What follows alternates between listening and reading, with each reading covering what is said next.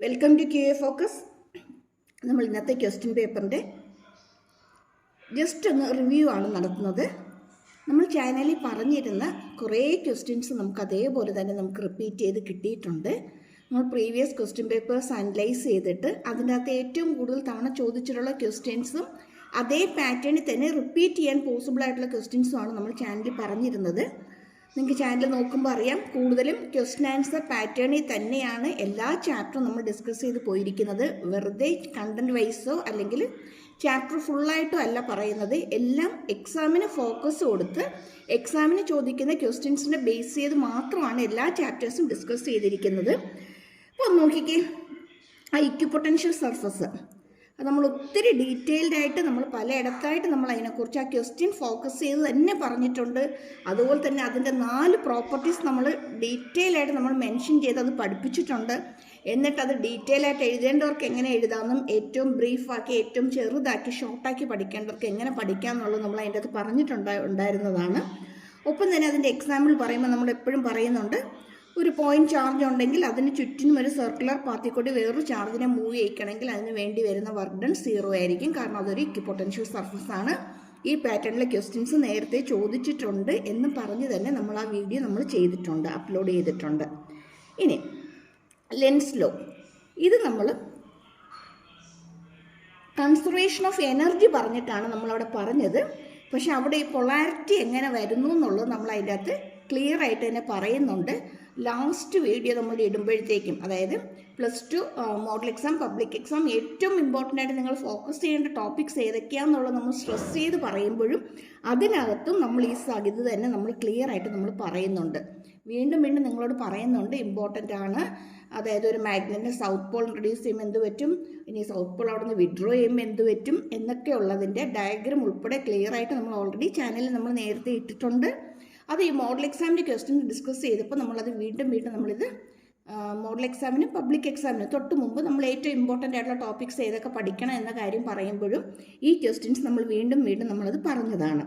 അതേപോലെ ഈ question 5th one നോക്കി അല്ലേ, ഹൈഡ്രജൻ്റെ റേഡിയസ് പറയുന്നത്.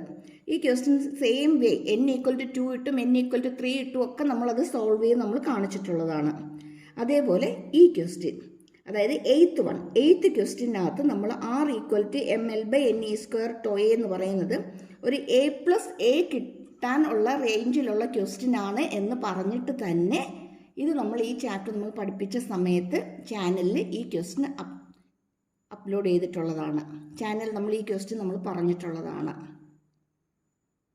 അതായത് ഒരു A+A റേഞ്ച് വരുന്ന ക്വസ്റ്റ്യൻ ആണ് എന്ന് പറഞ്ഞിട്ട് തന്നെയാണ് ഈ ക്വസ്റ്റ്യൻ നമ്മൾ പറഞ്ഞിരിക്കുന്നത്.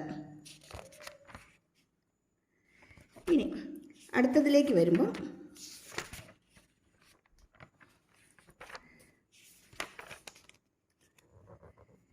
ഇത് ഡയാമാഗ്നറ്റിക് ആണോ, പാരാമാഗ്നറ്റിക് ആണോ, ഡയാമാഗ്നറ്റിക് ആണോ, ഫെറോ മാഗ്നറ്റിക് ആണോ എന്നുള്ളത് ഈ ക്വസ്റ്റ്യൻ നമ്മൾ ഇതുപോലെ തന്നെ നമ്മൾ ഡിസ്കസ് ചെയ്തിട്ടുണ്ട്.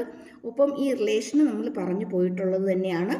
അതുപോലെ ബൈൻഡിങ് എനർജിയുടേത് ഈ ലാസ്റ്റ് ഇട്ട വീഡിയോയ്ക്കകത്ത് ഏറ്റവും കൂടുതൽ ഇമ്പോർട്ടൻസ് കൊടുക്കേണ്ട ക്വസ്റ്റ്യൻസ് അല്ലെങ്കിൽ ആവർത്തിക്കുന്ന ക്വസ്റ്റ്യൻസ് പറഞ്ഞു വന്നതിൻ്റെ കൂട്ടത്തിൽ ഈ ബൈൻഡിങ് എനർജിയും ഇത് വെച്ചിട്ട് മാസ് ഡിഫക്റ്റ് ബൈൻഡിങ് എനർജി, ഇനി ഇത് തന്നെ ന്യൂമറിക്കലായിട്ട് ചോദിക്കുകയാണെങ്കിൽ പ്രോബ്ലം ടൈപ്പായിട്ട് ചോദിക്കുകയാണെങ്കിൽ എങ്ങനെ സോൾവ് ചെയ്യണം എന്നുള്ളതും ക്ലിയർ ആയിട്ട് നമ്മൾ വീഡിയോയിൽ പറഞ്ഞിട്ടുള്ളതാണ്. ഇത് ലാസ്റ്റ് അപ്ലോഡ് ചെയ്ത വീഡിയോ നമ്മൾ ചെയ്ത കാര്യങ്ങളാണ് ഈ പറയുന്നത്. അതായത് നമ്മുടെ പബ്ലിക് എക്സാമിന് തൊട്ട് മുമ്പായിട്ട് ഏറ്റവും കൂടുതൽ നിങ്ങൾ ഇമ്പോർട്ടൻസ് കൊടുത്ത് പഠിക്കണം. സെക്കൻഡ് ടെക്സ്റ്റിൽ നിന്ന് ചോദിക്കാൻ ചാൻസ് കൂടുതലുള്ള ക്വസ്റ്റ്യൻസ് എന്ന് പറഞ്ഞതിനകത്ത് നമ്മൾ കാൽഷ്യമാണ് നമ്മൾ ചെയ്തിരിക്കുന്നത്. ക്വസ്റ്റ്യൻ ചോദിച്ചത് ഇന്നത്തെ എക്സാമിന് ചോദിച്ചത് കാർബൺ ആണെന്ന് മാത്രം. എലമെൻറ്റ് മാറിയിട്ടുണ്ട്, പക്ഷേ ഇത് തന്നെ നമ്മൾ എങ്ങനെ സോൾവ് ചെയ്യും എന്നുള്ളത് നമ്മളവിടെ പറഞ്ഞിട്ടുണ്ട്. പിന്നെ നിങ്ങളടുത്ത് പറഞ്ഞതാണ് ഇലക്ട്രിക് ഡൈപോൾ, യാതൊരു കാരണവശാലും സ്കിപ്പ് ചെയ്യരുതും, ഇമ്പോർട്ടൻ്റ് ആണ്. ഇതിൻ്റെ അകത്ത് പല ടൈപ്പിൽ ക്വസ്റ്റ്യൻസ് ചോദിക്കാറുണ്ട്. ആ ചാപ്റ്ററിൽ നിന്നൊക്കെ നിങ്ങൾ വേറെ ഒന്നും പഠിച്ചില്ലെങ്കിലും അറ്റ്മോസ്റ്റ് ഇമ്പോർട്ടൻസ് കൊടുത്ത് പഠിക്കേണ്ട ഒരു ടോപ്പിക്കാണ് ഇലക്ട്രിക് ഡൈപോൾ നമ്മൾ പറഞ്ഞതാണ്. ഡൈപോൾ മൊമെൻറ്റ്, അതുപോലെ തന്നെ അതിൻ്റെ മാക്സിമം മിനിമം 0 വരുന്ന കണ്ടീഷൻസും ഒക്കെ നമ്മൾ ഡിസ്കസ് ചെയ്ത് പോയിട്ടുള്ളതാണ്. അതുകൊണ്ട് ഇക്വിപൊട്ടൻഷ്യൽ സർഫസ് തന്നെ പിന്നെയും ഒരു ക്വസ്റ്റ്യൻ നമുക്ക് അതിൻ്റെ അകത്ത് തന്നെ കിട്ടിയിട്ടുണ്ട്. ഇത് ലാസ്റ്റ് നമ്മൾ പറയുന്ന സമയത്തും സ്പെരിക്കൽ സർഫസും പ്ലെയിൻ സർഫസും ഒക്കെ നമ്മൾ ആ മോഡൽ ക്വസ്റ്റ്യൻ അല്ലെങ്കിൽ പബ്ലിക് എക്സാമിന് തൊട്ട് മുമ്പുള്ള ആ ഇമ്പോർട്ടൻറ്റ് ടോപ്പിക്സ് ഡിസ്കസ് ചെയ്തതിനകത്ത് പറഞ്ഞു പോയിട്ടുള്ളത് തന്നെയാണ്. Then conversion of galvanometer and ammeter നമ്മളിതിൻ്റെ ഡയഗ്രാം ഒക്കെ വരച്ച് ഡീറ്റെയിൽ ആയിട്ട് നമ്മളിത് തന്നിട്ടുണ്ട്. ഒപ്പം ഇതിനെ ബേസ് ചെയ്ത് വരുന്ന ന്യൂമറിക്കൽ പ്രോബ്ലംസും കൂടി നമ്മൾ പറഞ്ഞു പോയിട്ടുള്ളതാണ്. ഞാൻ എപ്പോഴും എല്ലാ വീഡിയോയിലും ഞാൻ പറയുന്നതാണ്, ലിങ്ക് തന്നേക്കാം, നിങ്ങൾ നോക്കിയേക്കണം. ഇതുമായിട്ട് റിലേറ്റ് ചെയ്യുന്ന കൂടുതൽ ക്വസ്റ്റ്യൻസ് തന്നിട്ടുണ്ട്. എല്ലാ ഇമ്പോർട്ടൻറ്റ് ക്വസ്റ്റ്യൻസ് മാത്രമാണ് നമ്മൾ ഡിസ്കസ് ചെയ്ത് പോകുന്നത്. എല്ലാം പ്രീവിയസ് ക്വസ്റ്റ്യൻസിനെ ബേസ് ചെയ്ത് തന്നെ വരുന്നതാണ്. ഇനി ക്രിസ്മസിൻ്റെ ഓണത്തിൻ്റെയൊക്കെ എക്സാമിൻ്റെ ക്വസ്റ്റ്യൻസ് ചെയ്ത സമയത്ത് പോലും പറഞ്ഞിട്ടുണ്ട്, ഈ ചാപ്റ്ററിൽ നിന്നൊക്കെ നേരത്തെ ചോദിച്ചിട്ടുള്ള ഏറ്റവും ഇമ്പോർട്ടൻ്റ് ആയിട്ടുള്ള ക്വസ്റ്റ്യൻസ് തന്നെയാണ് നമ്മൾ പറയുന്നതെന്ന്. ഹൈഗൻസ് പ്രിൻസിപ്പിൾ ഇമ്പോർട്ടൻ്റ് ആണെന്ന് പറഞ്ഞപ്പോഴത്തേക്കും നമ്മൾ പറഞ്ഞതാണ്, റിഫ്രാക്ഷന് വേണം കൂടുതൽ ഇമ്പോർട്ടൻസ് കൊടുക്കാൻ, കൂടുതൽ പോസിബിലിറ്റി റിഫ്രാക്ഷൻ ആണെന്ന് നമ്മൾ പ്രത്യേകം പറഞ്ഞതാണ്. അതേപോലെ ഈ ഗ്രാഫ്, അതായത് ഡ്യുവൽ നേച്ചറിനകത്ത് ഒത്തിരി ഗ്രാഫുണ്ട്, പക്ഷെ അതിനകത്ത് ഏറ്റവും കൂടുതൽ തവണ ചോദിച്ചിട്ടുള്ളതും ഏറ്റവും കൂടുതൽ ഇമ്പോർട്ടൻസ് വരുന്നതും ഈ ഗ്രാഫ് തന്നെയാണ്. അത് സ്റ്റോപ്പിംഗ് പൊട്ടൻഷ്യലും ഫ്രീക്വൻസിയും വെച്ചിട്ടാണ് സാധാരണ ചോദിക്കാറുള്ളത്. പക്ഷേ ഇപ്രാവശ്യം ചോദിച്ചത് കൈനറ്റിക് എനർജിയും ഫ്രീക്വൻസിയും വെച്ചിട്ടാണ്. അതുപോലെ വർക്ക് ഫംഗ്ഷൻ വെച്ച് വരുന്ന പ്രോബ്ലവും നമ്മൾ പറഞ്ഞു പോയതാണ്. പിന്നെ റെക്ടിഫയർ നമ്മൾ പറഞ്ഞു, മോഡലിന് ചോദിച്ചാലും ഫൈനലിനും അവോയ്ഡ് ചെയ്യാൻ പറ്റാത്തതാണ് റെക്ടിഫയർ. അത് രണ്ടും പഠിച്ചോണം, ഇമ്പോർട്ടൻ്റ് ആണ്. രണ്ടും നിങ്ങൾ ആ ചാപ്റ്ററിന് ഏറ്റവും കൂടുതൽ ഇമ്പോർട്ടൻസ് കൊടുത്ത് പഠിക്കേണ്ടത് റെക്ടിഫയർ ആണെന്നുള്ള കാര്യം പറഞ്ഞിട്ടുണ്ട്. അതുപോലെ വീസ്റ്റൺസ് പ്രിൻസിപ്പിൾ യാതൊരു കാരണവശാലും അവോയ്ഡ് ചെയ്യരുതും. ഒപ്പം അതിനകത്ത് ബാലൻസിങ് കണ്ടീഷൻ കാര്യങ്ങളൊക്കെ നമ്മളന്ന് പറഞ്ഞപ്പം പറഞ്ഞു പോയിട്ടുള്ള കാര്യങ്ങളാണ്. പിന്നെ മൈക്രോസ്കോപ്പ് നമ്മൾ പറഞ്ഞു, മോഡൽ എക്സാമിന് ചോദിച്ചതാണ്. അങ്ങനെയാണെങ്കിൽ പോലും നിങ്ങൾ വിട്ട് കളയരുതും. ഏറ്റവും കൂടുതൽ ഇമ്പോർട്ടൻസ് മൈക്രോസ്കോപ്പിന് തന്നെയാണ്. അത് പഠിക്കുമ്പം സിമ്പിളും പഠിക്കണം, കോമ്പൗണ്ടും പഠിച്ചോണം. കാരണം ഒരെണ്ണം പഠിച്ച് മറ്റേത് ചോദിച്ചില്ലെങ്കിൽ ബുദ്ധിമുട്ടാവും എന്ന് പറഞ്ഞ് നമ്മൾ പറഞ്ഞതാണ്. പക്ഷേ അതിൻ്റെ അകത്ത് നമ്മൾ മൈക്രോസ്കോപ്പിന് തന്നെയാണ് നമ്മൾ കൂടുതൽ ഇമ്പോർട്ടൻസ് കൊടുത്ത് പറഞ്ഞിട്ടുള്ളത്.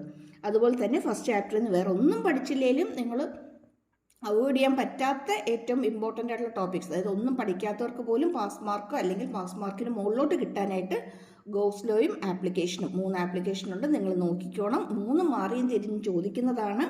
ഒരെണ്ണം ചൂസ് ചെയ്യാൻ പോയിട്ട് മറ്റേതാണ് വരുന്നതെങ്കിൽ നമുക്ക് പണിയായി പോവും. അതുകൊണ്ട് ഗോസ് ലോ യാതൊരു കാരണവശാലും വിട്ട് കളയരുതും.